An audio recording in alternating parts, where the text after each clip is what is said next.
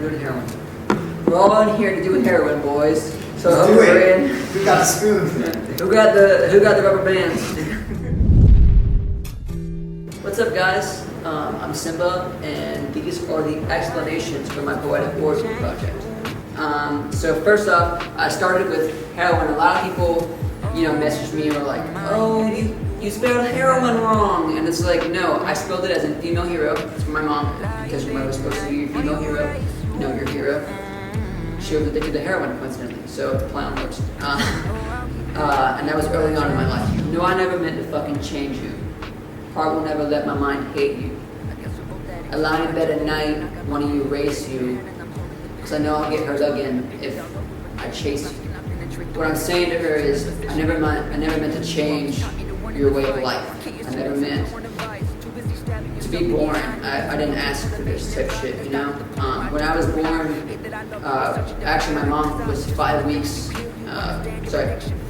pregnant. Whenever she found out that she was pregnant, and at the time she was stripping, she was doing acid, mushrooms, she was doing heroin, she was doing cocaine, she was ecstasy, all that shit, basically anything you could think of that a stripper would probably do.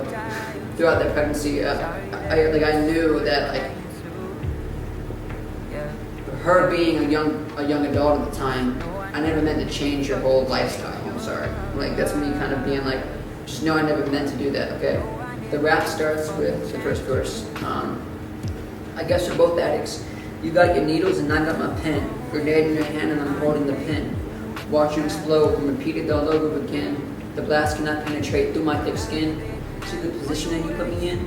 Obviously, she's an addict, and I felt like I could relate to her on the terms of, I am too. I have to write all the time. I always have to feel the need to express my emotions through that kind of thing. I feel like this cycle's repeating. And you have the grenade and I'm holding the pen. And I feel like I'm always the one who's like, I'm watching this happen and I'm taking part in it because I'm not even able to do anything about it. I'm almost encouraging you, I cannot let the blast penetrate through my thick skin. Obviously I had to have thick skin growing up. Those of you who are products of addicts, you already know. And also, I feel like anyone who's trying to get anywhere in this world has to have some sort of thick skin. So I come in with, you see the position that you put me in? This is a repeating cycle, and now you put me in a position to where, one, I know I have no control over this, but I feel like I'm responsible for it in some way. Because you're my mom. You're the only parent that I have left right now.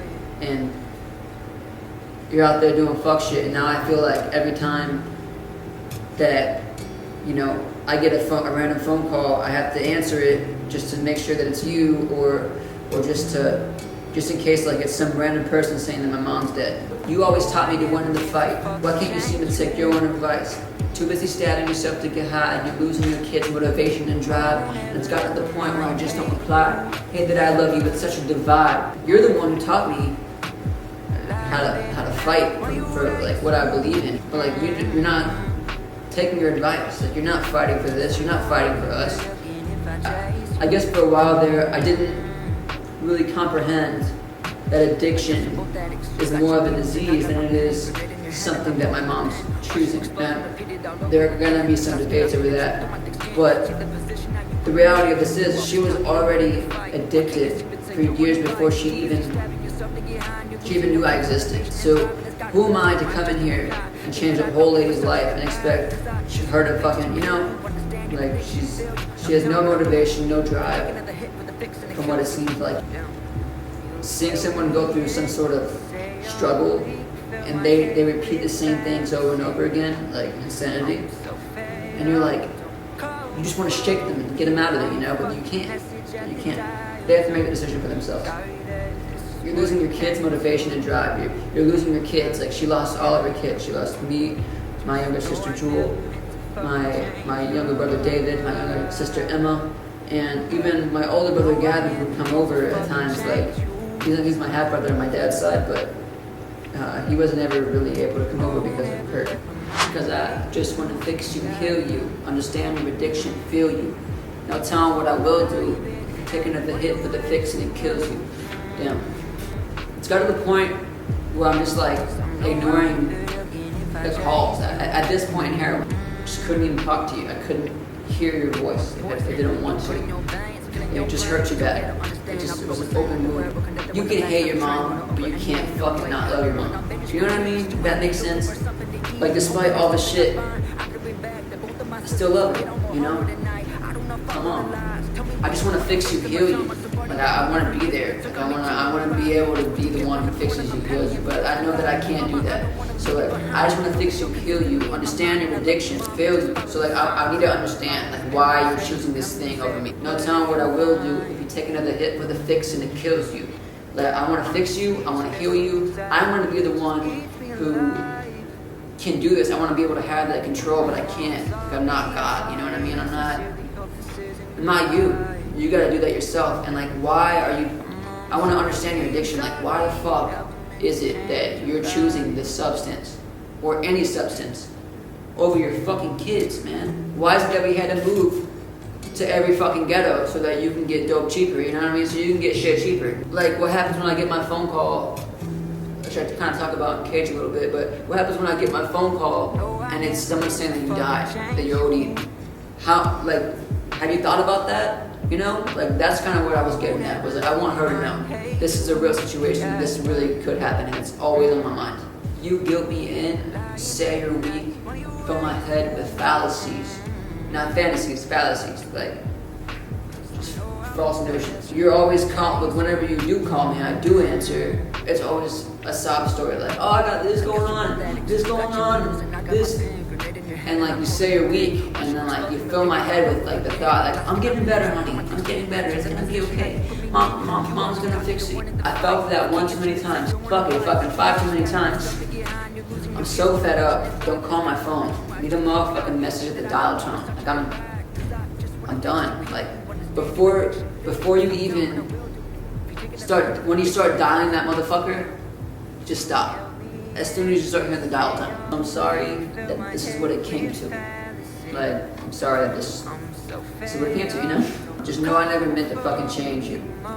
At that point, the no, I never meant to fucking change you is me arguing. Like, no, I never meant to fucking change you. Just know that. Like also no and nah, I never meant to fucking change you. I will never let my mind hate you. I lie in bed at night, want to erase you, so now I'll get hurt again if I chase you.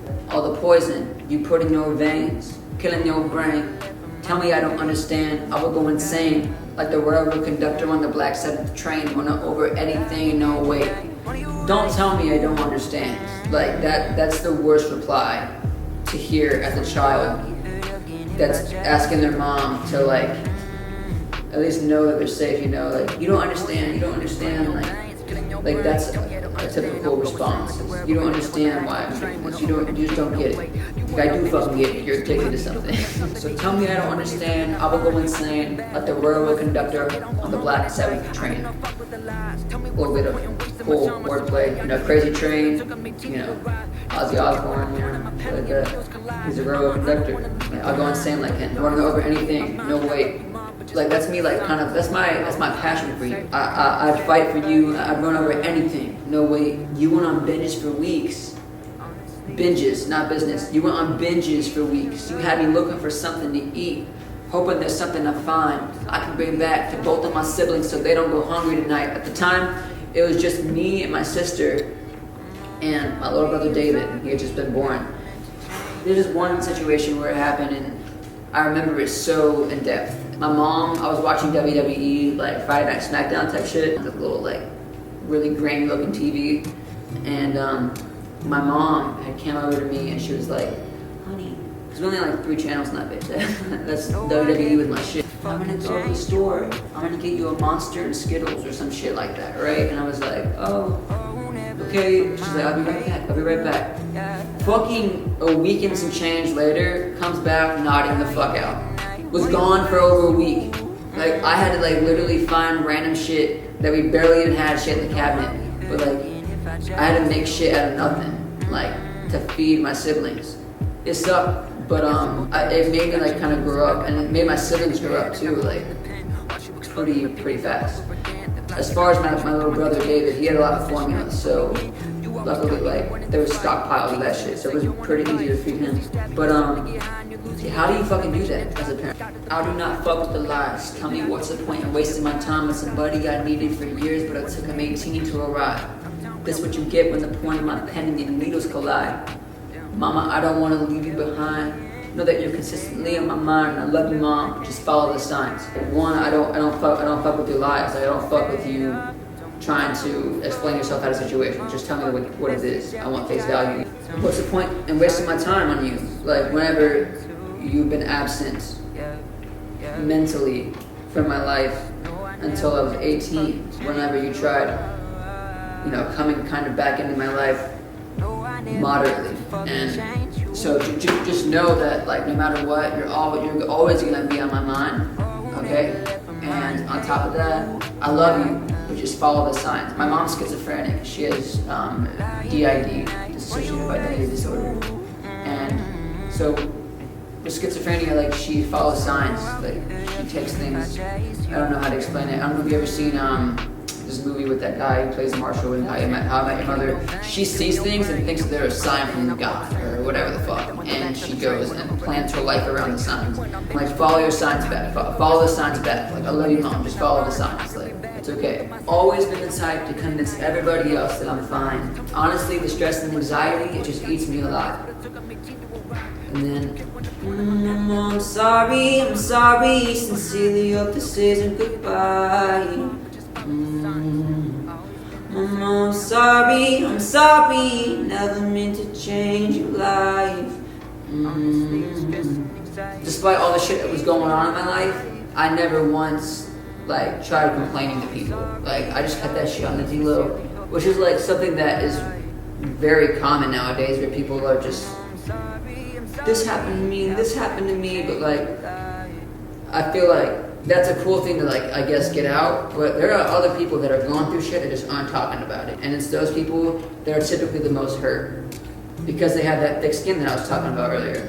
I'm sorry, Mom, I'm sorry, I never meant to change your life at the end, Like, I never, regardless of whatever, throughout this whole thing, I'm sorry I was born, that's how I ended it. And I sincerely hope this isn't goodbye. It was before that.